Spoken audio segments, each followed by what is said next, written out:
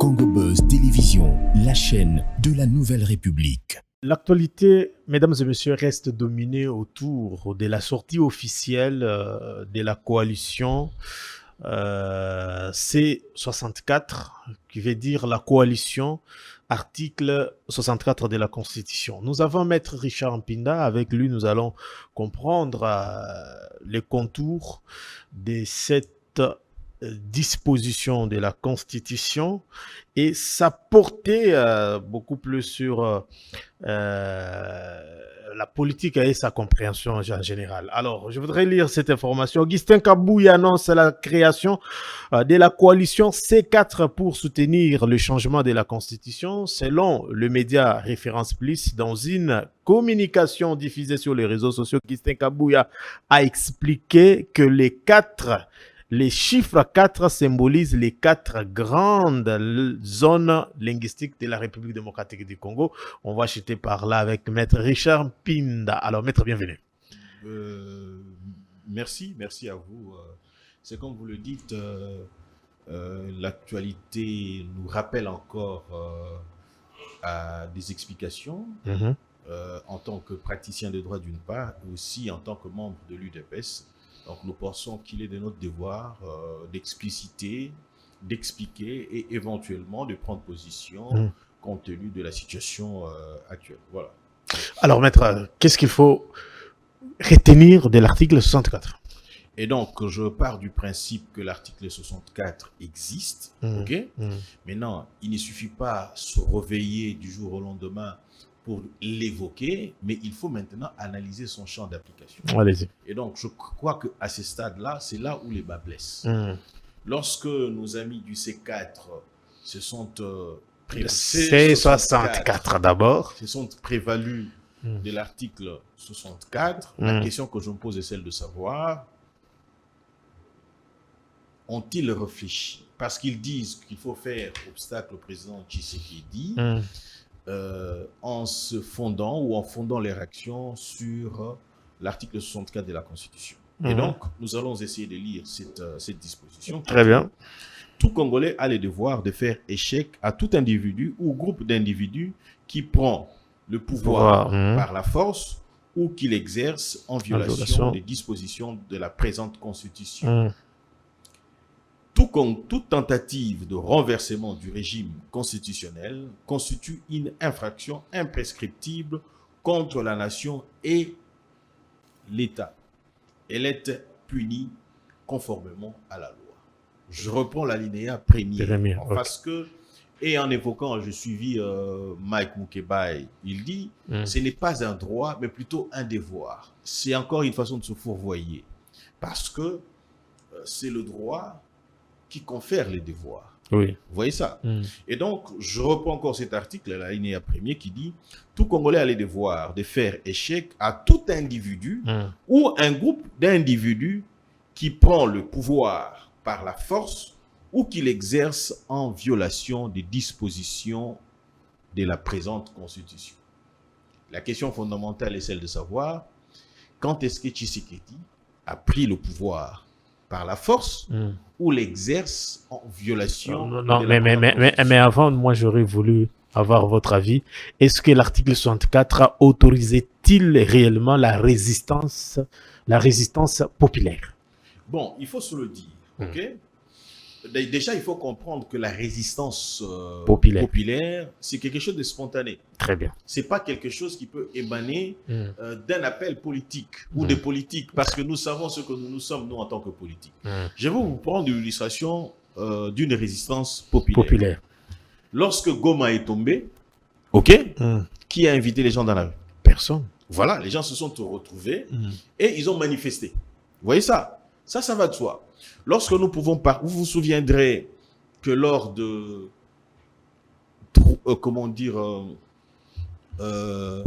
tout s'arrête. La constitution de la transition devait s'arrêter parce qu'elle ne produisait plus les effets. Il y a eu les gens qui se sont retrouvés dans la rue.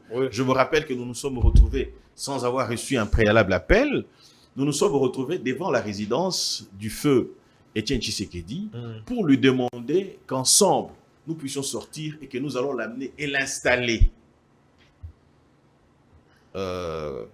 l'installer à la cité de l'OUA pour qu'il prenne le pouvoir. Vous vous souviendrez encore de ça. Et donc, ça doit être quelque chose de spontané, non pas quelque chose de préparé et prémédité en vue d'exécuter un plan à ces moments-là. Lorsque c'est préparé tel quel, ok, ça devient, ça cesse d'être une résistance, mais ça devient une révolte. Révolte, ok. Bien compris. Vous voyez ça? Et donc, si nous allons dans la logique de la révolte, c'est-à-dire que ce sont des faits infractionnels qui appellent de poursuites. Voilà.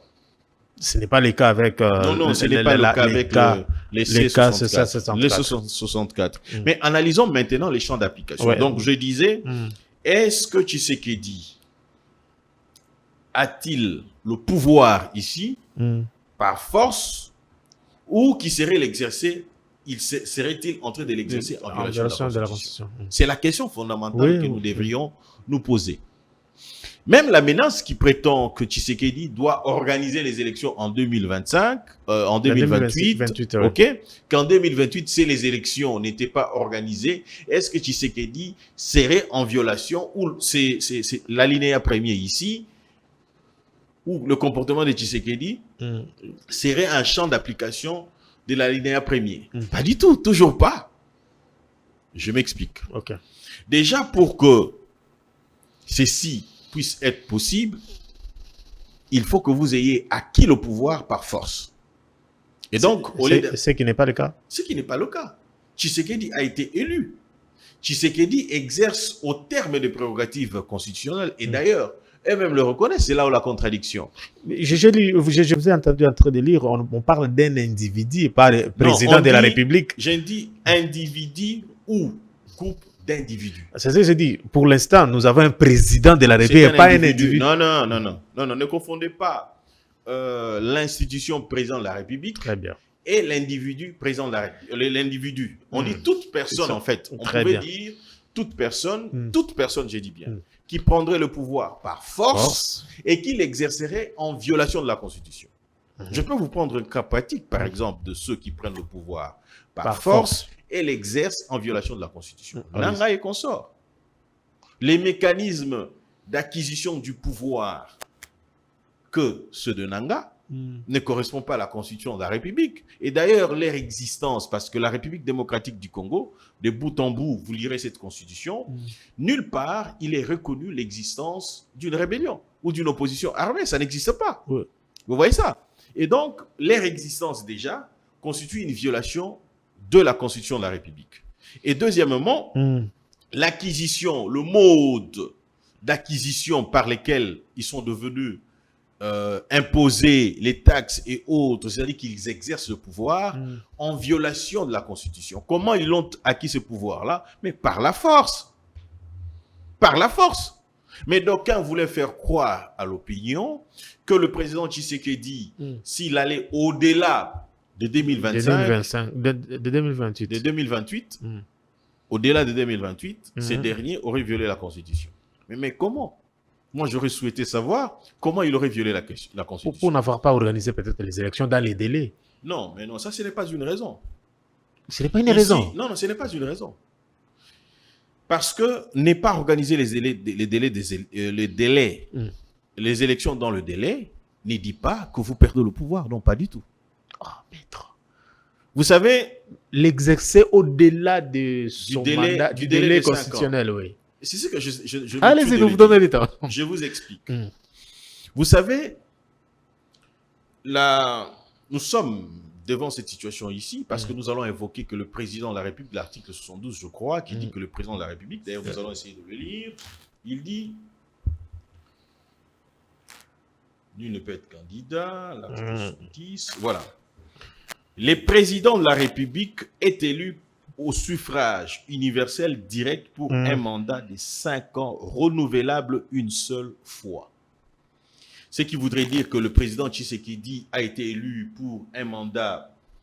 Le président Tshisekedi a été élu pour donc, ce qui voudrait dire que le président Tshisekedi a été élu pour un mandat de 5 ans renouvelable une seule fois. Mais la question est celle de savoir où en sommes-nous aujourd'hui? Évidemment, le président Tshisekedi, L'alinéa premier dit, le président de la République est élu au suffrage universel direct pour un mandat de 5 ans. OK? Renouvelable une seule fois. OK? Déjà un premier élément. On dit, il est élu au suffrage universel. Ouais. Le suffrage universel ici implique l'ensemble du territoire national. Lorsque le président élu l'est ou le serait sans le Nord et les Sud Kivu, aurions-nous un suffrage universel direct. Non. L'universalité, c'est-à-dire que le caractère globalisant de toute l'étendue de la République aurait déjà un problème ici. Vous voyez ça? C'est-à-dire que tout celui qui serait dans l'autre parti serait à même de pouvoir ne pas reconnaître la légitimité. Tout à fait. Parce que le caractère universel, OK, qui prend l'ensemble du territoire national et l'ensemble de notre population n'aurait pas été atteint. C'est-à-dire qu'il aurait été partiellement élu au suffrage semi-universel, si on pourrait le dire ainsi. Et donc, pour que l'on évoque le caractère universel, il faut que l'ensemble du territoire national ait été évidemment, comment dire, se soit exprimé. Et donc, nous prenons maintenant la lignée 2 qui dit, à la fin de son mandat, c'est-à-dire en 2028, les présidents de la République restent en fonction jusqu'à l'installation effective du nouveau président élu. Nous avons eu un problème en 2015. Nous avons eu un problème en 2015, je crois, 2014-2015. Emmanuel Shadari, avec sa bande, ont saisi par voie de requête la Cour constitutionnelle et la Cour constitutionnelle a donné son interprétation. Voilà ce qu'il y a maintenant comme problème. OK? Alors, lorsque nous retournons à l'article 64 de la Constitution, OK? En 2018, le président Tshisekedi ne serait pas dans l'inconstitutionnalité. Parce que si l'on n'avait pas recouru à l'interprétation de cet article, de cet alinéa 2, le président Tshisekedi aurait été dans l'incapacité d'exercer son pouvoir. Parce que n'aurait pas trouvé un fondement constitutionnel, OK, pour poser les actes. Mais puisque, à ce moment-là, vous savez, lorsqu'on pose les conditions de fin de mandat, on dit entre autres l'incapacité. Cette incapacité peut être physique, peut être mentale, peut être constitutionnelle ou légale. Et donc, l'interprétation des actes de la Cour constitutionnelle qui font partie intégrante de la Constitution de la République ont donné un champ d'application politique, c'est-à-dire ce qu'on appelle le glissement. Voilà pourquoi j'ai toujours dit que la Cour constitutionnelle, que l'arrêt de la Cour constitutionnelle n'ayant pas été réformé, OK, cela donne lieu, OK, à rester en place de manière indéfinie. OK? Ce n'est pas ça l'intention que nous avons. Nous n'avons nullement l'intention de rester de manière indéfinie, même si Jean-Marc Kaboun serait aujourd'hui en train de se contredire. Hier, il a dit que l'UDPS serait resté en place jusqu'au retour de Christ. C'était son entendement. Mais je comprends qu'il ait trouvé une excuse constitutionnelle et légale pour le justifier en évoquant l'interprétation de l'alinéa 2 de l'article 70. Vous voyez ça? Et donc, puisque le président Tshisekedi reste, OK? OK? Il reste en place jusqu'à l'installation du président élu. OK? À ce moment-là, on ne peut pas demander à Tshisekedi de partir. S'il partait, il aurait, OK? Il aurait violé l'article 70. Il aurait violé l'article 70 alinéa 2 parce que cela lui confère, selon l'interprétation, de rester en place jusqu'à l'installation du président élu. Et donc, vous conviendrez avec moi, l'article 70 alinéa 2e ayant été interprété. OK? Maintenant, nous avons une jurisprudence politique. OK? Laquelle jurisprudence a accordé 2 ans au président devenu rebelle aujourd'hui, c'est-à-dire Joseph Kabila, OK? 2 ans d'exercice du pouvoir. Voilà. Et donc, sur ces, je crois qu'ils l'ont mal interprété parce que Tshisekedi, en 2018, ne serait pas dans le champ d'application de l'article 64, mais il continuerait à exercer son pouvoir tel que la Constitution, et par Constitution, on sous-entend aussi l'interprétation de cette Constitution. Laquelle Constitution nous avons tous accepté. C'est-à-dire, excusez-moi, nous avons tous accepté, c'est-à-dire moi, Maître Mpinda Richard, ça veut dire, moi, Maître Mpinda Richard, nous tous qui avons rejoint au débat de la Cinco, nous tous qui avons été au débat politique en vue d'accéder, comment dire, à cette période transitoire que nous avons connue de 2 ans, c'est-à-dire de 2016 à 2018. L'objectif est de défendre l'ordre constitutionnel, et la création de cette coalition vient pour empêcher le changement de la Constitution par rapport aux intentions présentées par le président de la République lors de son point de presse. Ma première question d'abord, c'est de comprendre d'abord la raison d'être de l'article 64 dans l'esprit du législateur. Alors, principalement, c'est pour pousser tout le monde à respecter la Constitution de la République. Très bien. Mais on ne peut pas vouloir une chose et son contraire. On ne peut pas prétendre préserver l'ordre constitutionnel tel qu'établi et vouloir la violer. C'est contradictoire. Et cet élément qu'ils avancent de l'article 64, en réalité, ouvre une brèche à une crise constitutionnelle. Une brèche à une crise constitutionnelle. Exactement.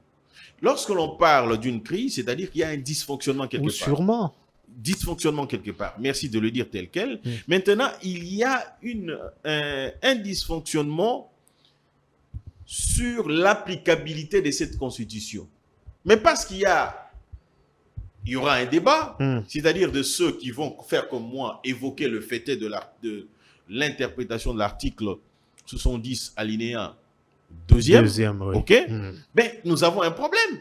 Nous avons une crise constitutionnelle qui appellerait aux intelligences averties et convaincues de se retrouver dans un cadre pour éventuellement évoquer la question de l'existentialité de cette constitution. Et donc, voilà encore la nécessité, pour ne pas laisser de zones d'ombre, pour ne pas laisser de brèches telles quelles, c'est-à-dire réfléchir sur l'avenir de la République à travers une nouvelle République, c'est-à-dire la 4e République. Voilà. Donc, jusqu'ici, on comprend avec Maître Richard, on ne peut pas évoquer l'article 64 contre un président légal, élu. Voilà, parce qu'il n'a pas obtenu ce pouvoir par force.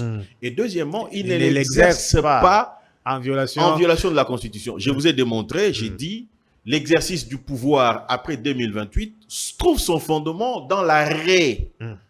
L'arrêt en interprétation par la Cour constitutionnelle de 2015. Alors, ma question, qui a qualité de constater une violation de la Constitution? C'est la Cour constitutionnelle. Pas le C64. Non, ils n'en ont pas qualité. Maître Joël. Ils n'en ont pas qualité. Richard. Ils peuvent, OK, à travers 100 000 signatures, OK, faire constater. Et donc, il faut savoir se le dire. La Cour constitutionnelle est le juge de la constitutionnalité.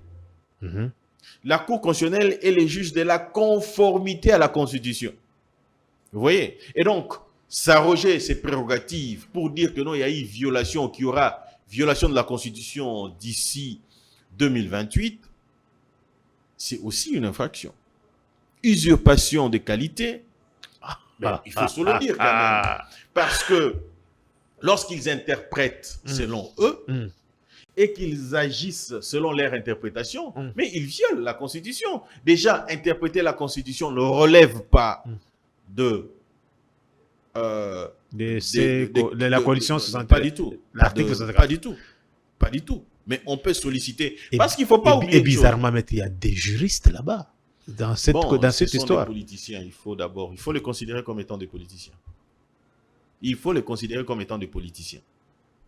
Donc cette démarche est beaucoup plus politique et juridique. Que constitutionnelle. Non, ça ne l'est pas constitutionnellement, ça ne l'est pas. Vous voulez dire lorsque vous posez la question... Vous voulez dire que l'opposition instrumentalisait-elle l'article 64? L'opposition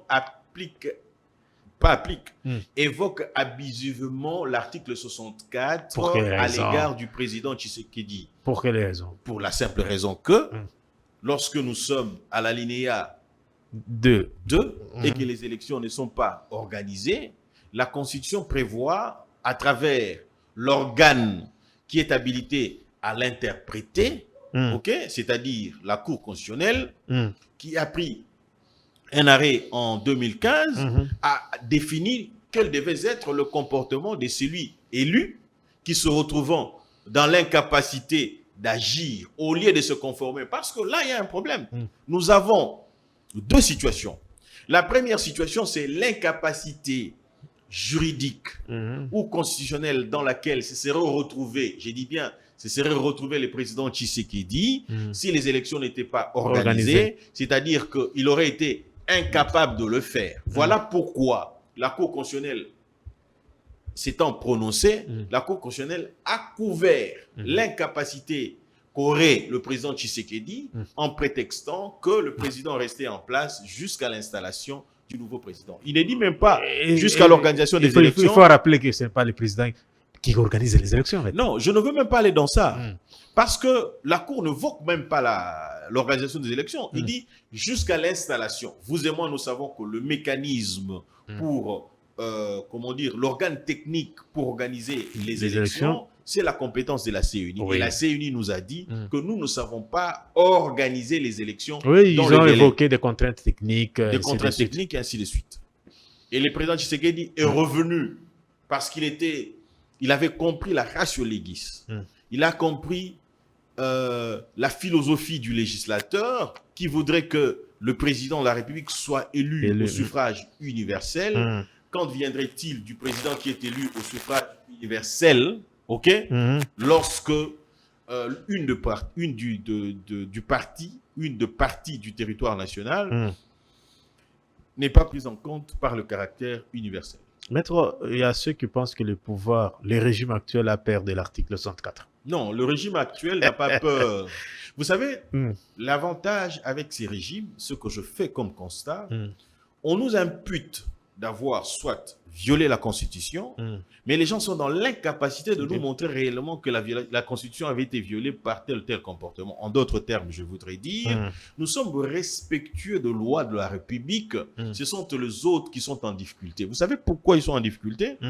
Parce qu'ils étaient autrefois, ils nous donnaient beaucoup de brèches.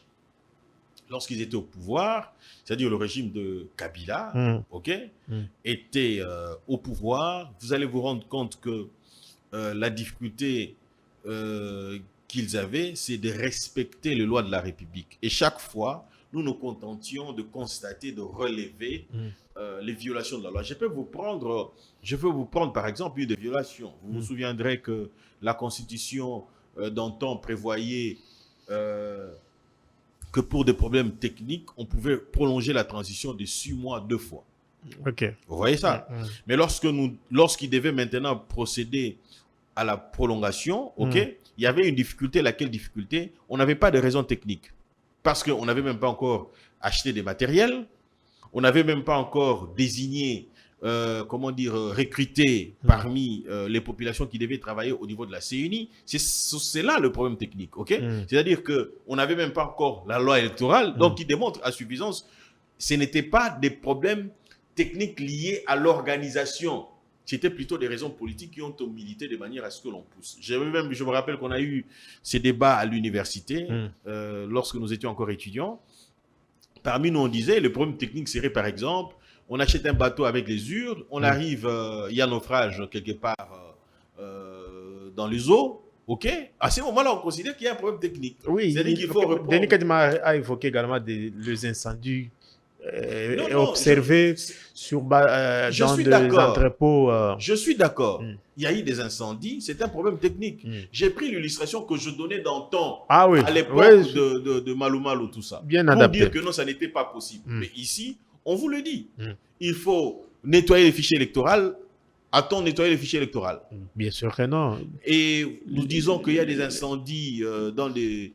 On devrait en principe renouveler tout ce qui va avec. Les Donc, élections d'ailleurs étaient à la tête de la CENI avec tout ce qu'il y a comme confusion autour des confessions religieuses.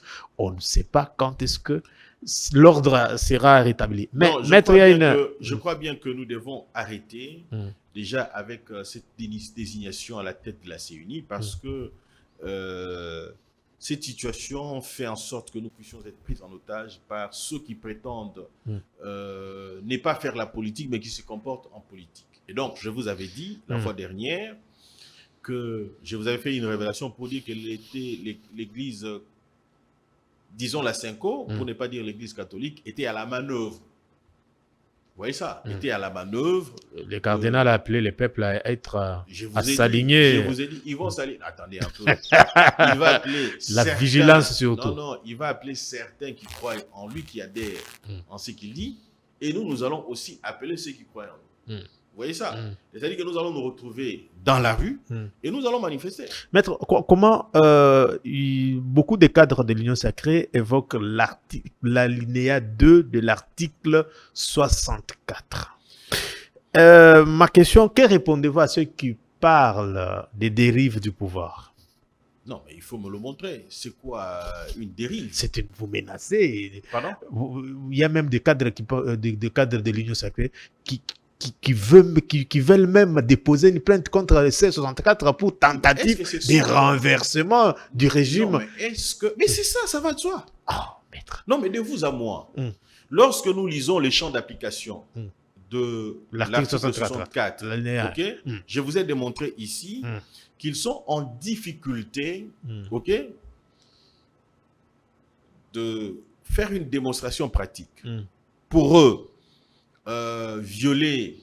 exercer le pouvoir en violation de la Constitution supposerait que nous sommes en 2028 et que les élections ne sont pas organisées. Tshisekedi souffrirait soit d'une illégitimité et d'une inégalité. Déjà, l'intention de dire si le peuple veut, moi, je n'accepterai le changement. Ça, c'est un autre débat. Ils ont évoqué beaucoup. Allons-y.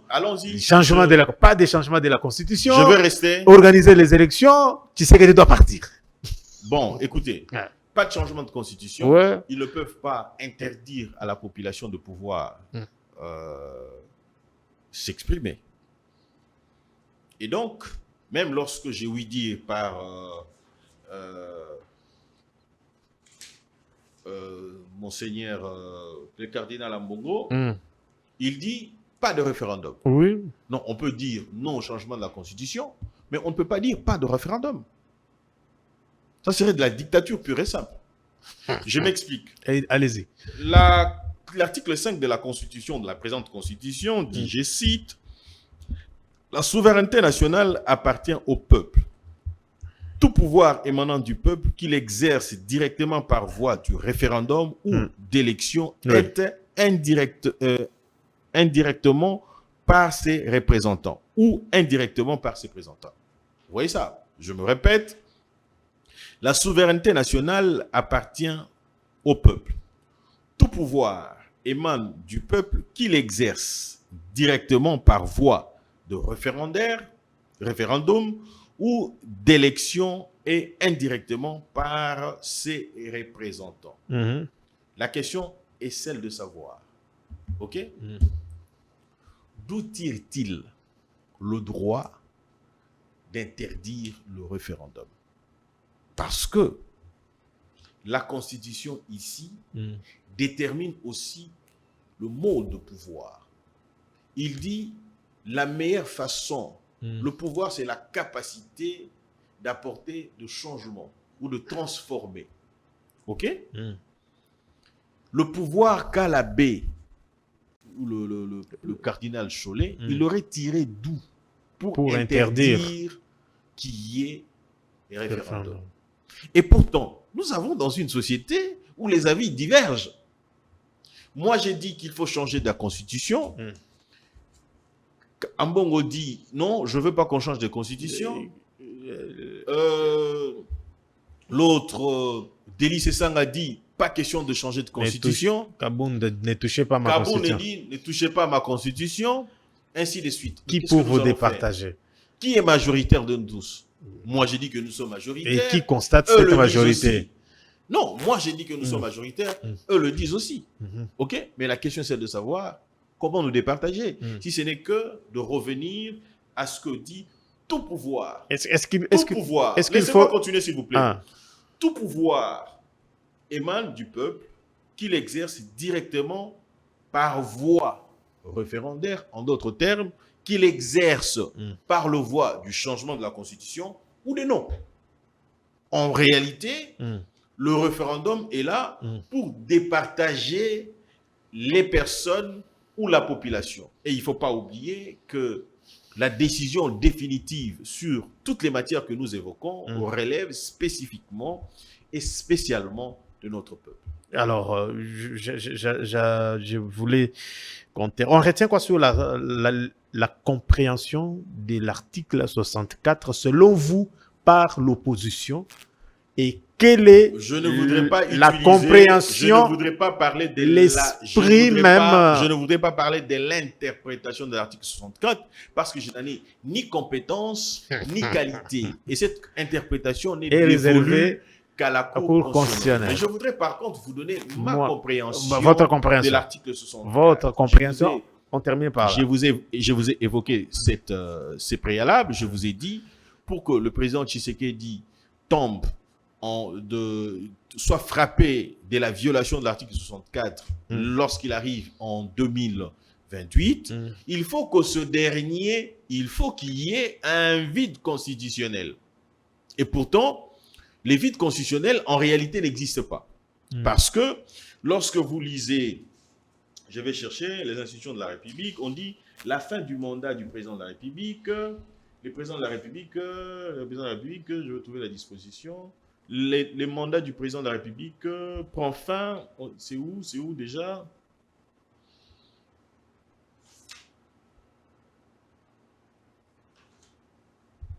Excusez-moi, je cherche. Alors, le mandataire. Bon, comme la télé, c'est...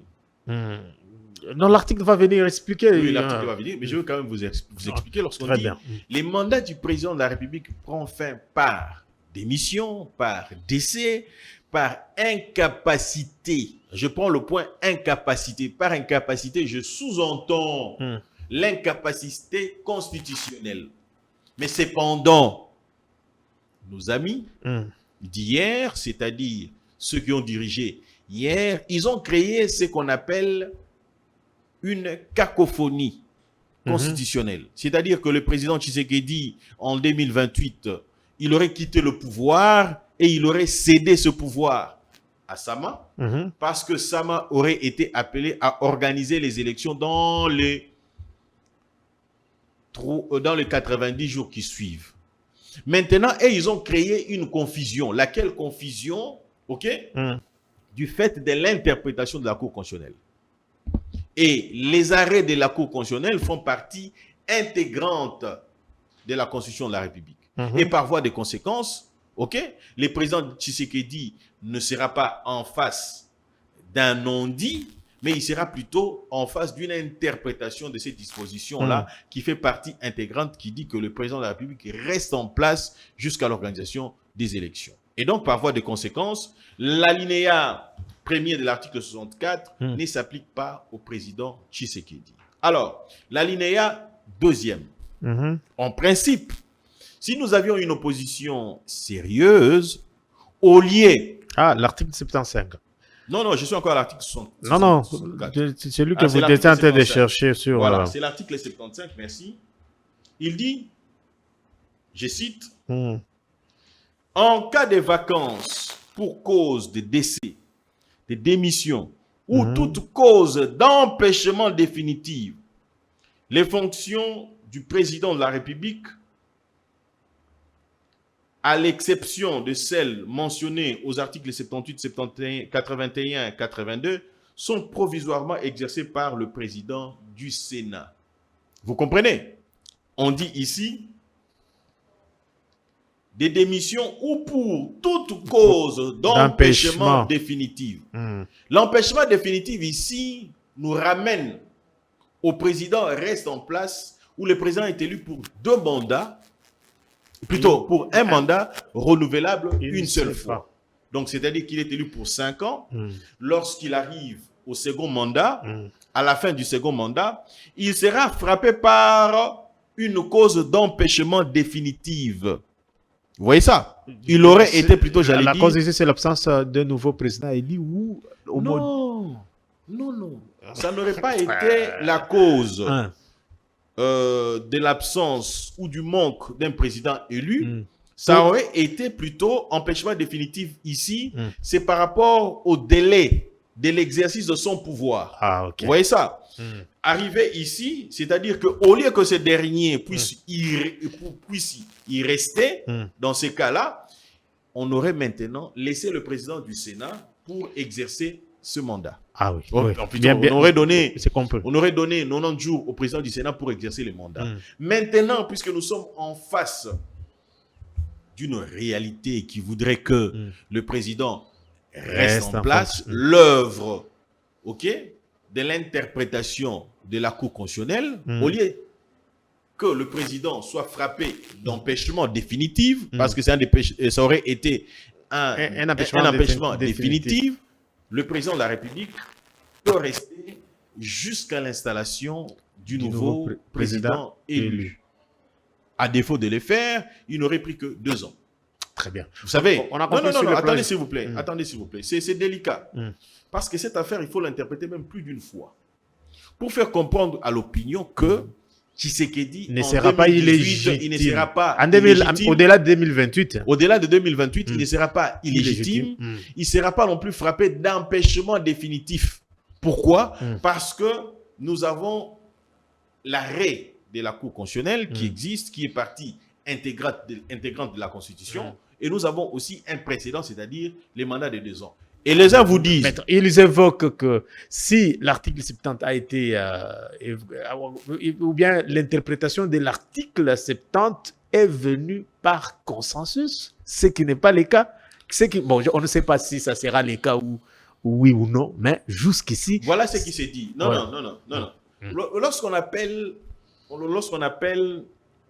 à l'interprétation d'un texte, on ne recourt pas... plutôt, qu'est-ce que j'ai dit? Lorsqu'on appelle à l'application d'une jurisprudence, on ne recourt pas à la procédure pour obtenir. Sinon, la jurisprudence n'aurait pas sa raison d'être. Lorsqu'on recourt à des procédés pour régler une situation, ça veut dire que le problème est déjà résolu. Il n'y a pas lieu de rechercher encore un consensus. C'est aberrant, c'est contradictoire même à l'idée de la Constitution.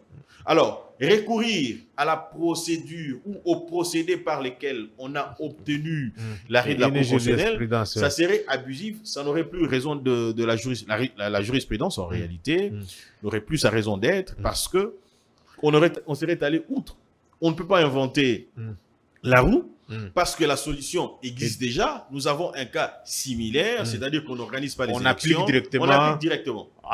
On applique directement. Ben, on a compris, maître. Sur le plan politique. La démarche n'a pas sa raison d'être. Non, sur le plan politique, les amis veulent accéder au pouvoir. C'est tout à fait légitime. C'est tout à fait légitime, c'est tout à fait normal. En démocratie, faire la pression. Mais c'est tout à fait normal. Mais sur le plan politique, vous avez un adversaire. Il faut aussi apprécier l'adversaire en face de vous. Vous avez l'UDPS. L'UDPS qui est une machine politique. L'UDPS voit ce que vous faites. Et l'UDPS sait ce que vous faites. L'UDPS sait où est-ce que vous voulez y aller. Vous voyez ça? Et donc, il vous est difficile. On dit, il y a un adage qui dit, il ne faut pas apprendre à un vieux singe à faire des grimaces. Ce qui voudrait dire Mm. que où nous sommes rendus Mm. aujourd'hui, ok, il est difficile qu'ils nous apprennent ce que nous savons faire. Voilà pourquoi nous disons Mm. qu'en face de nous, Ouais. nous avons une opposition qui a pété, parce que cette opposition, ok, n'a pas assimilé son cours lorsqu'ils étaient à côté du grand maître, j'ai cité Étienne Tshisekedi. Donc, cette logique de l'opposition risque de créer un chaos. Non, il y aura Parce pas que de vous chaos. vous préparez Il y aura aussi. pas de chaos. Il y a Il y la aura pas de création chaos. déjà Il y de aura ces pas- quatre d'Augustin Kabou, une coalition qui verra les jours dans quel... Il n'y aura pas de chaos. Je voudrais tout simplement dire qu'il n'y aura pas de chaos. Il y aura tout simplement l'exercice de la démocratie. Parce que les C'est-à-dire quoi? manifestations sont... comment dire les manifestations sont consacrées par la République démocratique du Congo. Ok, eh ben, que le plus fort l'emporte. Donc, alors, du point de vue les acteurs de cette coalition, il y a Martin Fayulu, Jean-Marc Kabound, Délice Sanga, Moïse Katumbi, on parle également de Joseph Kabila. Il y a un débat autour de comment vous trouvez l'avenir, parce que nous sommes déjà habitués, l'opposition a toujours l'habitude de se réunir et puis à un moment, les crises de leadership, c'est elle qui se suspend, c'est elle qui va se suspendre. Déjà, il faut se le la dire. Oui. Il y a déjà des soucis de qui fait quoi et comment on doit les faire. Les informations qui nous sont parvenues ont fait état des égos.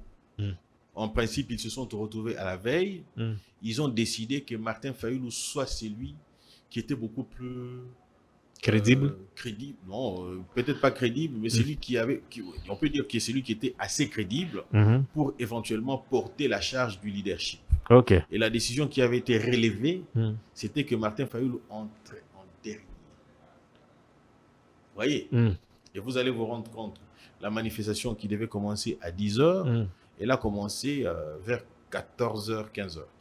Tout simplement parce que... On attendait les leaders. Ils disaient, ben non, pas qu'on attendait les leaders. Les uns et les autres refusaient de se présenter dans la salle. Ils envoyaient des émissaires pour que ces derniers lui disent comment ça se passe là-bas. Est-ce que les gens sont déjà là? Vous voyez ça? Et vous allez constater aussi une chose, c'était aussi en violation de loi de la République. En violation de la loi de la République. Pardon? En violation de la loi de la République. Oui, j'ai dit, je vais vous dire ce qui était en violation de la loi de la République, parce que vous avez vu de jeunes gens en train de filmer du chanvre, de prendre... Il y avait même des mineurs. Voilà, tout ça. C'est-à-dire que s'il faut prendre tout ça en compte, je pense que la porte est grandement ouverte pour tous ceux qui ont organisé cette activité-là et qui devaient en répondre en principe devant le Conseil. Vous voulez utiliser la force pour étouffer une démarche qui tente à empêcher le changement de la Constitution? Non, nous ne voulons pas étouffer une démarche qui tend à empêcher, parce que nous le disons, nous ne cessons de le dire, et d'ailleurs, eux, ils nous donnent des béquilles pour accompagner notre action. Parce que s'il n'y avait pas de contradiction, qu'est-ce qu'on dirait? Ils ont imposé la dictature, qu'ils ont imposé leur volonté. Et parce qu'il y a une contradiction, les gens qui vous disent non, c'est-à-dire qu'ils accompagnent en fait le référendum. Oh, maître. Ils accompagnent le référendum. Non, mais pour qu'il y ait référendum, il faut qu'il y ait un groupe qui dise oui et un autre qui dit non. Pour vous départager. Ou pour nous départager. À ce moment-là, il y aurait référendum. Donc, ils participent à l'exercice de la démocratie. Parce que la démocratie voudrait que eux se comportent de cette manière-là et que nous, de notre côté, nous nous comportons aussi de la manière que voilà. OK? Et que par voie de conséquence, que nous nous retrouvions à exercer tout pouvoir qui émane du peuple et s'exerce par voie de référendum. Voilà. Donc, le référendum est possible sans le Nord et le Sud-Kivu? Pardon? Les référendums, est-il possible pour la loi sans le Nord et le Sud-Kivu? Non, non, non, non. Le référendum ne peut pas être possible sans les Nord et les Sud-Kivu. Mais vous devriez poser la question de savoir, est-ce qu'il y aurait un problème si les référendums étaient organisés en 2 étapes? Vous voyez ça? Au moins, vous l'auriez... Au moins, vous l'auriez posé tel quel et nous vous aurions compris. Okay? Mais cependant, ici, on dit le référendum, mais on ne vous a pas dit si les référendums pouvaient être au suffrage universel partiel pour redevenir universel tout court. Okay? On ne vous dit pas comment est-ce qu'on procédera au référendum. Est-ce à 2 étapes ou à une seule étape. Donc, ce sont là les Il y a une questions. discussion à l'Assemblée sur Voilà, cette... ce sont là les questions qui devront être évoquées par la loi électorale. Eh ben, nous irons tel quel. Alors, si, par exemple, prenons l'hypothèse où la Constitution prévoyait qu'on organise tout au même moment, tant mieux. OK? À ce moment-là, les référendums interviendraient que lorsque on aurait libéré la partie occupée. Si le référendum était prévu pour de telles ou telles raisons, que cela soit organisé en 2 étapes, eh ben, pourquoi on ne le ferait pas? Parce que la loi qui vient aura déterminé les modalités du référendum. Merci, maître. Je voudrais qu'on termine avec cette... Bon, est-ce qu'on peut dire actualité ou rumeur? Le remaniement. Beaucoup s'attendaient, surtout l'opposition, à une convocation, je ne sais pas moi, d'un dialogue pour un gouvernement d'union nationale pour résoudre la question de l'Est. Mais on entend au moins qu'il y aurait un remaniement. C'est pour résoudre quel problème en soi? Vous savez, quelles sont les urgences selon vous qui pouvaient pousser à ce que le président de la République puisse revisiter les membres? La première urgence serait, à mon entendement, c'est comment dire, la recherche de l'efficacité de l'action gouvernementale. Et la personne, à mon entendement, qui apprécie l'opportunité de le faire, c'est le président Tshisekedi. Parce qu'il y a encore une autre contradiction.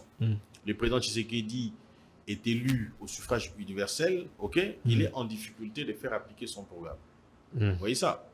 Et il doit s'accommoder avec une personne, un premier ministre, avec qui ils vont s'accommoder éventuellement, accéder à définir la politique gouvernementale. Ça, c'est encore une autre paire de manches. Définir même le programme du gouvernement. Et pourtant, dans la pratique, la pratique voudrait que le président de la République, celui qui est élu au suffrage universel, l'ait été sur base d'un programme de manière clairement définie. Okay? Déjà, il y a un problème à ce stade-là. Vous voyez? Et donc, c'est à lui que revient la possibilité d'apprécier pour atteindre les objectifs qui se sont assignés. C'est-à-dire qu'un programme, comment on exécute. Lorsqu'il trouve que l'action n'est pas comme lui l'envisagerait, quoi de plus normal que ces derniers apprécient éventuellement le remaniement du gouvernement.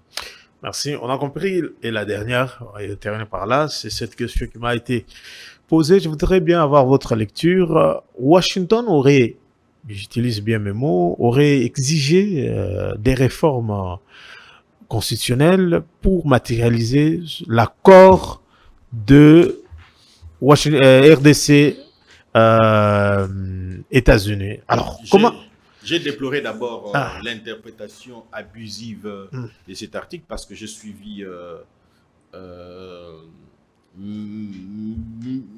l'ex-honorable Mike Mukebai sur Radio Okapi aujourd'hui, confronté à Maître Peter Kazadi.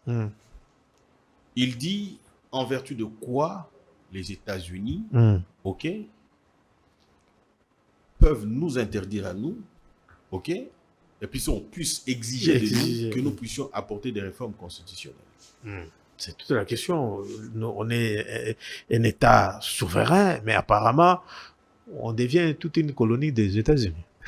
Alors, voilà la question que je retourne. Comment Mike Mukebai peut défendre une constitution dont il ne maîtrise pas la teneur? Allez-y. Je répète cette question. S'il m'entend, je l'inviterai au cours d'un débat où je lui démontrerai qu'il n'a pas la maîtrise de cette constitution. Je veux que ça l'indispose, que ça les dérange pour qu'il relève le défi. Très bien. À Monsieur Mike Mukebai, il dira qu'il n'est pas juriste, mais il a la latitude de se faire entourer des juristes. Je vais lire l'article 215.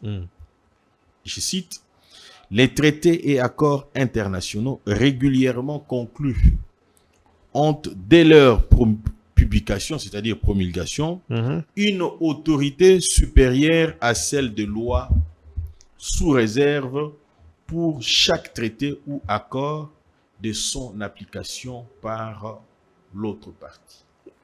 Je répète, les traités et accords internationaux régulièrement conclus Mhm. ont, dès leur promulgation, une autorité supérieure à celle de loi. Par loi de la République, on sous-entend constitution, loi, ok, classique, Mhm. jurisprudence, doctrine, équité et autres. Donc la gamme des lois de la République. Mhm. Ce qui voudrait dire que une autorité supérieure, ça veut dire que lorsque vous avez signé un accord, ok, et que dans cet accord, et que cet accord, pour être appliqué, requiert à ce que vous puissiez modifier la Constitution, Pour la vous la faites. conformité, ok. Alors, d'où vient maintenant la confusion de Moukébaï? Ok? Mhm. L'incohérence de Moukébaï. Pourquoi un État peut nous demander cette démarche? C'est toute la question. Non. L'initiative Non. serait mieux Non. lorsqu'elle est prise à l'interne. Pourquoi un autre État peut demander à un autre État de le faire? Parce que la Constitution que défend Moukébaï le prévoit ainsi. Vous voyez, cette Constitution... Il suit sûrement. C'est ce que j'ai dit. Monsieur l'honorable, l'ex-honorable Moukébaï, ok? Si l'on change cette Constitution ou une disposition contraire à la loi, c'est parce que la Constitution que vous défendez prévoit que les traités et accords aient une autorité supérieure à la Constitution. Vous voyez? Rappelez-vous qu'en 2002 ou 1999, je crois, lorsqu'on a ratifié les statuts de Rome, on était obligé de revoir la Constitution. Vous voyez ça? Vous voyez ça? Et donc, aujourd'hui, on ne peut pas défendre un texte sans connaître la teneur de ces derniers. Et donc, à ce niveau-là, il y a un problème. Et les faire tels quels, voilà la confusion dans laquelle ils font exprès d'induire la population en prétextant tout ce qu'ils prétextent. Déjà, qu'ils ignorent cette même constitution et ils veulent la défendre. Comment voulez-vous défendre ce que vous ne connaissez pas? Vous voyez ça? Merci beaucoup, Maître Richard. Nous avons compris. Ça n'est fini. Mais ça n'a pas pris beaucoup de temps. Qu'est-ce qui se passe? Non, on a fini. Non, allons-y, c'est pas grave. Moi, je pensais qu'il y avait encore d'autres questions. Peut-être la question de C4. Non, nous... je sais pas. Moi, je dis, je crois bien que le président Haï, peut-être parce qu'il n'a pas compris ce qu'il avait entre les mains. Il n'a pas compris. Ouais. L'opposition a créé une coalition pour faire... Mais nous, on n'en a pas besoin. Vous n'en avez pas besoin? On n'en a pas besoin. Il est le président Haï de l'UDPS. Et l'UDPS est une machine. On n'a pas à faire parce qu'ils ont fait que nous devrions faire aussi. Non, il faut copier quand même des bonnes choses. Non, les exemples à suivre. On n'en a pas besoin. C64, C4. On n'en a pas besoin, mon cher. On n'en a pas besoin. L'UDPS est une machine incomparée, incomparable. Il suffit pour le président Haï de l'UDPS de se tenir dans la rue et arborer les drapeaux de l'UDPS, les gens suivront. OK? Et ils sont de partis politiques et ils agissent en leur nom. Le C4, nous allons avec qui? Parce que l'UDPS se représente, en fait, disons C4. Ça donnerait l'impression de mettre toutes les langues ensemble. Oui, l'union sacrée, ceux qui voudront bien vous accompagner. Attention, vous avez la coalition. Vous avez dit C4 veut dire... Les chiffres 4, c'est les 4 zones linguistiques. Alors, vous voulez dire qu'à l'UDPS, nous n'avons pas les 4 zones linguistiques, il faut le retrouver ailleurs. Non, mais c'est contradictoire. Voilà par vous-même. Et pourtant, lorsque vous le lisez, lorsque vous le voyez, déjà lorsqu'il apparaît comme ça, vous avez les 4 zones linguistiques. Vous avez lui-même qui est du Kasaï. Vous avez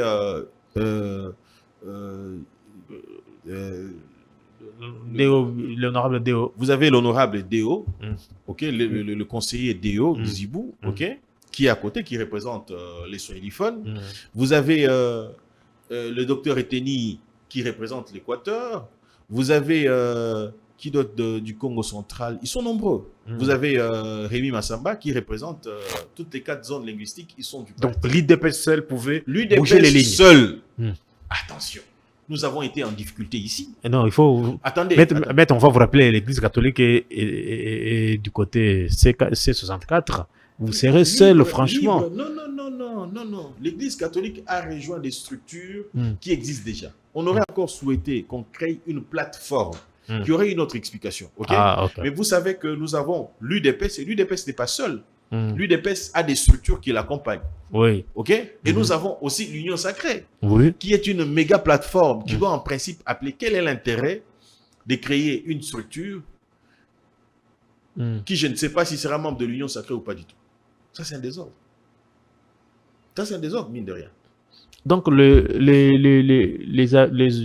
responsables. Ce que je voudrais dire, Ah. ce que je voudrais demander au président Haï de l'UDPS, Mm. ok, d'approcher l'Union Sacrée Mm. et qu'ensemble, nous puissions déterminer une vision commune. Il va approcher pour par faire quel face. moyen? Par quel moyen? Ah. Et je rappelle qu'il a convoqué récemment ici une réunion avec au sein de l'UDPS où le Pour professeur soutenir les Mbata sanctions. prépare. Pour les sanctions? Non, c'était avant les élections. Ah ouais, Avant les élections de Sankourou, ok. le professeur Mbata prépare. J'ai vu même le ministre, le vice-premier ministre Chabani, Mm. qui avait pris part aussi à cette réunion-là. Vous voyez, donc c'est ce qui voudrait dire que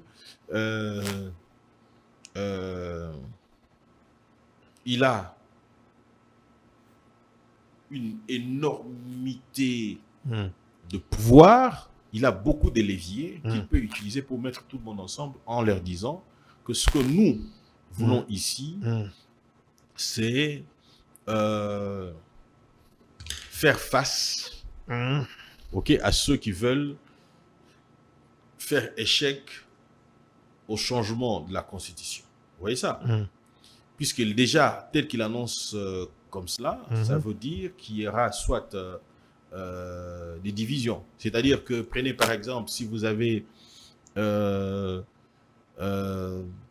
Félix Kaébé qui se retrouve, il s'est dit, ben écoute, moi je suis avec les CG, lorsque les CG disent C4, j'y vais. Ouais. Alors si Mpina ne se retrouve pas, il va se retrouver encore créer un autre groupe. Et pourtant, nous avons déjà des cadres Mm. qui existent, des cadres de discussion, où j'en appellerai à ce que nous puissions tous avoir harmonisé. Mm. On peut prétendre que ceux qui sont en face de nous soient faibles, Mhm. mais notre distraction peut faire en sorte que ceux qui soient plus faibles puissent éventuellement obtenir gain de cause. J'avais peut-être oublié lorsque vous étiez en Donc train j'avais de... raison de dire que vous y allez vite lorsque vous vouliez qu'on qu'on arrête. déjà. Ah, ouais. La démarche de Mardochien Sélé avec Saloa, est-ce que vous l'avez lu?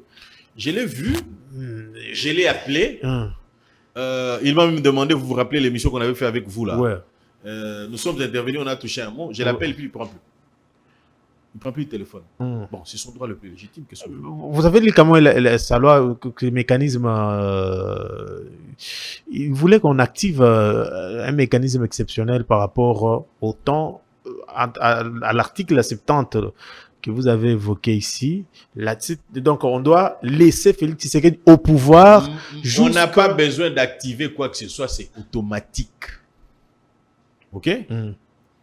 Je sais pas. Peut-être qu'il s'est dit, Pindaoya ou bien Boabo, tout le leadership, et pourtant, on a opposé. Non, t'es réalisé. Non, il faut qu'on se le dise Ouais, quand même. ouais, Il ouais. est à Kinshasa. Ouais. J'ai suivi l'émission que vous avez fait avec lui. Mm. Ok? Mm. Il savait qu'en venant à Kinshasa, Mm. on devait se rencontrer avec lui. Il est arrivé à Kinshasa, il ne m'a pas contacté. Moi, j'ai tenté de l'avoir avant. Mm. Pour Je n'ai pas comprends réussi. les contours, ouais. Non, mais parce que je lui ai dit, moi, je suis pas, tu sais, Fumutoto, Mm. lorsqu'il est devenu président de l'ICOR, Mm. je lui ai dit, écoute, moi, je pense que si vous pouvez aller, Mm. briller, Mm. ça va jaillir, la lumière va jaillir sur tout le monde, ok? Mm. Moi, je n'ai pas de problème à vous soutenir pourvu que nous puissions atteindre l'objectif que nous nous sommes assis. Ok. C'est-à-dire que moi, personnellement, je n'ai pas de souci de voir quelqu'un d'autre initier une démarche ou Et venir soutenir. moi, présentement, par exemple, Mm. soutenir une action, une démarche, on a eu même à discuter avec lui. Mm. Je lui ai même dit, lorsque je venais chez vous ici, j'ai dit, moi, je ne peux pas me contredire en parlant de la révision. Ouais, la ok, Constitution. ok. Vous voyez ça? Mm. Moi, je suis de ceux qui pensent, qui parlent du changement. Mm. Je suis partisan du changement. J'ai compris parce qu'il avait déjà entamé une procédure, un procédé. Mm. Lorsqu'il dit, par exemple, le président n'a pas une vision, n'a pas plutôt un mandat, une vision, vision. Mm. ce qui voudrait dire qu'on doit encore laisser le président Tshisekedi Terminer ce qu'il a commencé. Terminer ce qu'il a commencé.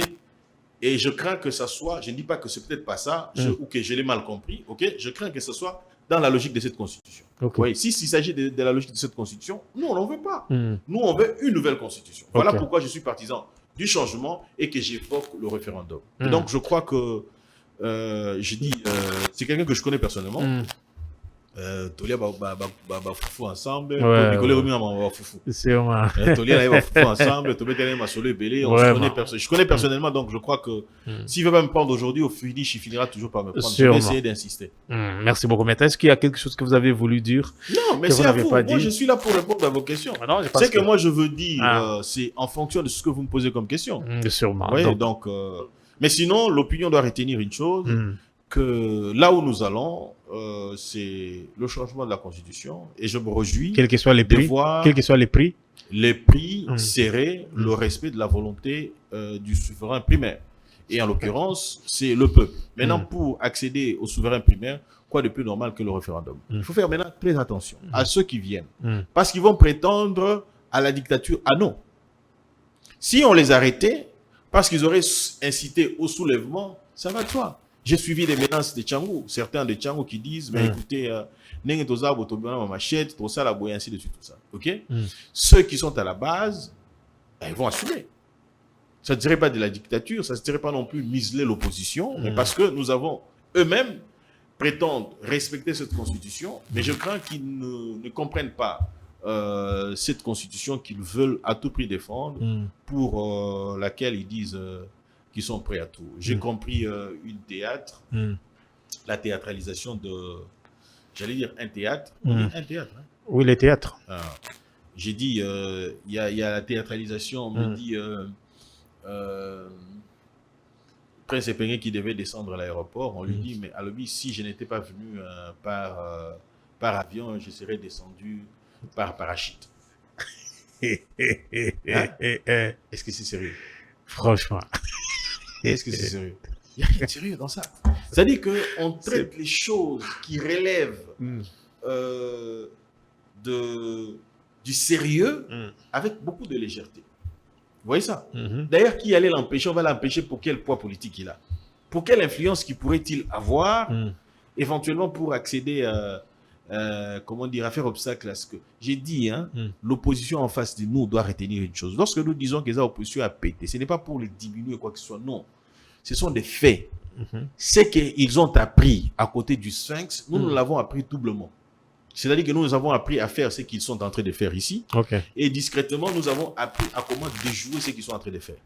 Ce qui voudrait dire que l'exercice de la démocratie, vous conviendrez avec moi, la liberté est reconnue à tout le monde de s'exprimer, mais nous tenons au respect de la des textes. Constitution. Pour le moment, lorsque nous évoquons une disposition de ces textes ici, ok, c'est pour les amener à leur faire comprendre que présentement, les textes d'application, aussi longtemps que nous n'avons pas encore changé, c'est celle-ci.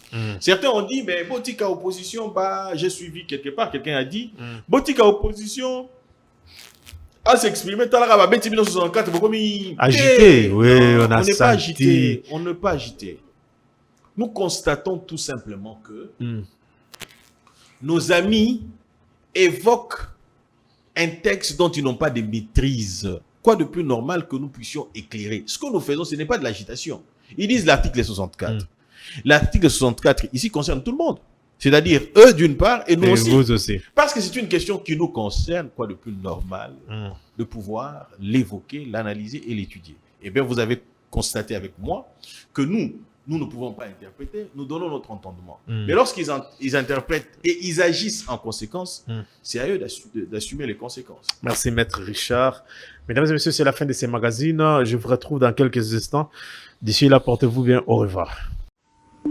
Congo Buzz Télévision, la chaîne de la Nouvelle République.